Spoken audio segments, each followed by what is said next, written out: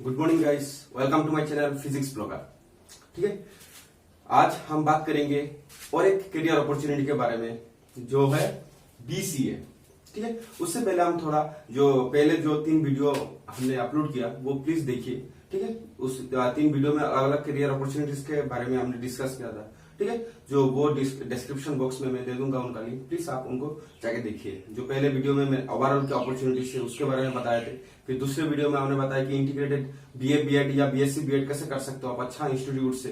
ठीक है, फिर तीसरे में बताया था हम इंटीग्रेटेड बीएसएमएस जो है इक्विवेलेंट टू बीएससी एमएससी जो है वो जो 5 साल का होता है। ठीक है, वो कैसे कर सकते हैं अच्छा इंस्टीट्यूट से। उसके बाद हमारा रिसर्च करियर कैसे हो सकता है। ठीक है, हम कैसे साइंटिस्ट बन सकते हैं। ठीक है, अच्छा, और फिर जो एनआईटी से कैसे हम एनआईटी आईआईटी आईजार नाइजर आईआईएसटी इन सब से हम कैसे बीएसएमएस डिग्री कर सकते हैं। ठीक है, उसके बारे में हमने बता दिया था पहले 3 वीडियो में। ठीक है, ये आपका चौथा वीडियो है। ठीक है, उसमें हम डिस्कस करेंगे और एक करियर अपॉर्चुनिटी के बारे में जो आज के दिन में सबसे तेजी से आगे बढ़ रहा है, वो है आईटी सेक्टर जो है। ठीक है, आईटी सेक्टर क्या हो रहा है आज के दिन में सबसे तेजी से बढ़ रहा है। तो उसमें सबसे जॉब पाने के लिए सबसे आसान तरीका होता है ये तो बीटेक कर लो, आप बीटेक कंप्यूटर साइंस में कर लो, या तो ये है बीसीए। हम बताएंगे कि कौन सा किस चीज में बीसीए जो अच्छा है। ठीक है, किस में बीटेक अच्छा है, तो डिफरेंस भी बताएंगे कि बीटेक और बीसीए में क्या है, कि क्या अंतर है दोनों में। तो पहले बता देते हैं कि बीसीए क्या होता है। बीसीए क्या है? बीसीए होता है जो बैचलर्स ऑफ कंप्यूटर एप्लीकेशन। मतलब इसमें क्या होता है, आप कंप्यूटर के बारे में आप लोग पढ़ेंगे। ठीक है, उसमें क्या होता है, डिफरेंट प्रोग्रामिंग होता है, कोडिंग होता है। आज के दिन में क्या होता है, सबसे इंपॉर्टेंट जो है वो ये है हमारा कंप्यूटर। ठीक है, उसके बारे में हम पढ़ेंगे। उसमें क्या है, कंप्यूटर एप्लीकेशन जो होता है, बैचलर्स ऑफ कंप्यूटर एप्लीकेशन। और जो बीटेक कोर्स है, ठीक है, जो बीटेक का कोर्स होता है जो सीएस कंप्यूटर साइंस का होता है, वो भी बहुत अच्छा होता है। ठीक है, वो बीटेक जो होता है, अगर बीटेक आपको मिल जाए तो बीसीए करने का तो कोई बीसीए करने का जरूरत नहीं है। लेकिन क्या है, हमारे पास जो बीटेक के लिए कुछ एलिजिबिलिटी क्राइटेरिया होता है। ठीक है, जैसे क्लास 12 में आपको साइंस चाहिए, उसमें भी आपको मैथ्स इंपॉर्टेंट होना चाहिए, मैथ्स आपका मेन सब्जेक्ट होना चाहिए, फिजिक्स केमिस्ट्री मैथ्स पीसीएम होना चाहिए।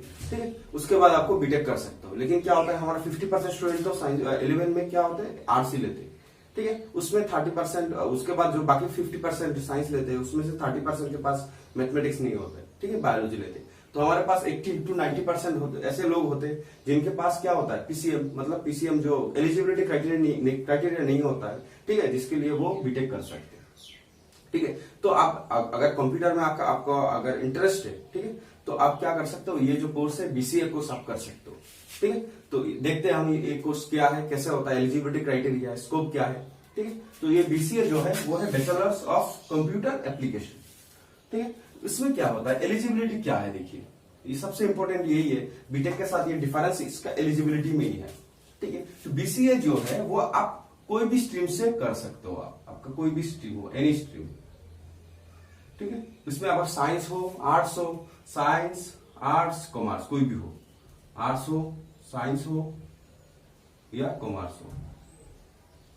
ठीक है, ये तीनों में से कोई भी हो आपके पास, तो आप ये डिग्री आराम से कर सकते हो। ठीक है, उसके लिए कुछ और एक जो मार्क्स का कुछ क्राइटेरिया, जैसे 45% के अबव होना चाहिए, इंग्लिश होना चाहिए। और एक आपका जो है हर किसी के पास होता है जो मतलब जो आपका जो एक सब्जेक्ट क्या होना चाहिए, कंपलसरी सब्जेक्ट इंग्लिश होना चाहिए आप लोगों का।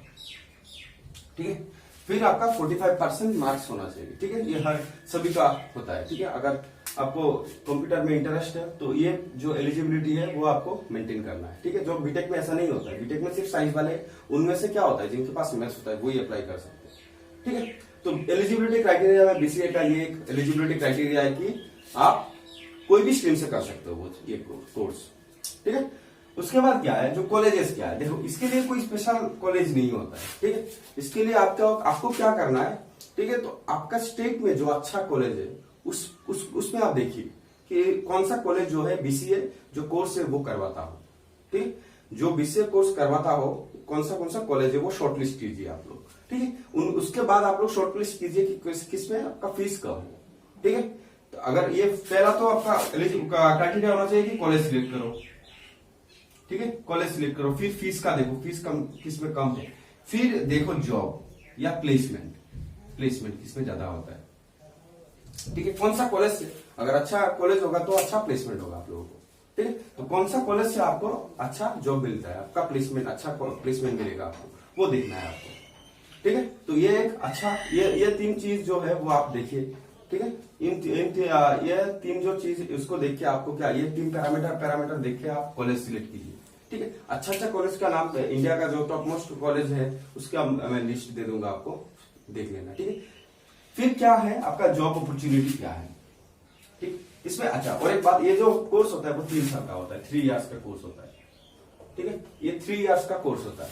ठीक है। 3 साल में ये बीसीए कोर्स आपका कंप्लीट हो जाएगा। ठीक है। तो अभी इसमें क्या है, जॉब अपॉर्चुनिटी क्या है, देखिए। तो आजकल के दिन में क्या होता है, जो आईटी सेक्टर है बहुत तेजी से बढ़ रहा है, ये आपको पता है। ठीक है। जितना भी आईटी सेक्टर, जैसे ओराकल हो, इंफोसिस हो, टेक महिंद्रा हो, टाटा हो, जियो हो, बहुत ऐसे कंपनी है। क्या है उसमें, क्या चाहिए आपको, ये कंप्यूटर जानने वाला होना चाहिए, कंप्यूटर स्पेशलिस्ट होना चाहिए। ठीक है। कंप्यूटर का डिग्री चाहिए होगा आपको। ठीक है। इनमें क्या होता है, ये जो बीसीए जो करते हैं, बीसीए उसके बाद अलग से जैसे बीटेक का भी बहुत अपॉर्चुनिटी है, तो अगर कंप्यूटर साइंस लेते हो आप। ठीक है। ऐसे बीसीए का भी है। ठीक है। इसमें क्या होता है, जो अब बहुत सारा मल्टीनेशनल कंपनीज भी है, एमएनसी जो होता है वो भी उसको रिक्रूट करते हैं। ठीक है। तो वो प्लेसमेंट लेते हैं आपके कॉलेज में। आपके कॉलेज इसके लिए क्या होता है, इसलिए मैंने बोला था कि जॉब और प्लेसमेंट आपको देखनी चाहिए अलग अलग। और ये जो प्लेसमेंट के थ्रू जॉब लेने में सबसे आसानी होता है आपको। ठीक है। तो ये जॉब अपॉर्चुनिटी बहुत सारा है, बहुत है। आईटी सेक्टर में आप कहीं पे भी जाओ, जॉब अपॉर्चुनिटी बहुत ज्यादा है। ठीक है। आज के दिन में तो ये बहुत तेजी से बढ़ रहा है। ठीक है। इसके लिए इसका स्कोप भी आज के दिन में बहुत बढ़ रहा है। ठीक है। स्कोप भी बहुत अच्छा है। आप ये बीसीए कीजिए, उसमें आपका जो सैलरी पैकेज है वो पर एनम 2 से 3 लाख के आसपास मिल जाएगा आपको।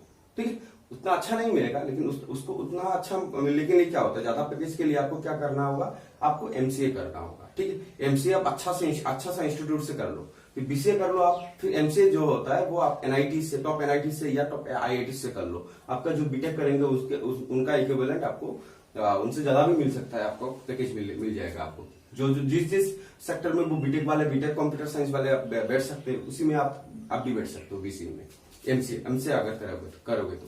ठीक है। तो एक जॉब अपॉर्चुनिटी है आपके पास है बहुत सारा। और उसके बाद और एक जो अपॉर्चुनिटी है वो है डिफेंस में, जैसे एयरफोर्स में होता है। एयरफोर्स में नेवल अकेडमी में, उसमें क्या होता है, आईटी सेक्टर रहता है। आईटी सेक्टर, इंफॉर्मेशन टेक्नोलॉजी का अलग से सेक्टर होता है, तो उसमें वो जॉब रिक्रूट करते हैं हर साल। ठीक है। तो उसी में भी आप अप्लाई कर सकते हो अगर आपके पास बीसीए है। ठीक है। उसमें आपको ग्रेजुएशन चाहिए होगा। ठीक है। उसमें भी आप क्या कर सकते हो, अप्लाई कर सकते हो अगर आपके पास बीसीए है। ठीक है। उसके बाद क्या करना है, फ्यूचर स्कोप क्या है, देखिए। इसका फ्यूचर स्कोप मैंने अभी बता दिया कि आप एमसीए कीजिए, एमसीए अच्छा इंस्टीट्यूट से कीजिए, एनआईटी से कीजिए या आईआईटी से कीजिए। ठीक है। वो आपको बहुत, मतलब फ्यूचर में बहुत आपको हेल्प मिलेगा उससे। ठीक। तो इतना ही है बीसीए के बारे में। एलिजिबिलिटी क्या है वो देख लीजिए। ठीक है। एलिजिबिलिटी क्राइटेरिया आप कोई भी सब्जेक्ट से, स्ट्रीम से वो कर सकते हो।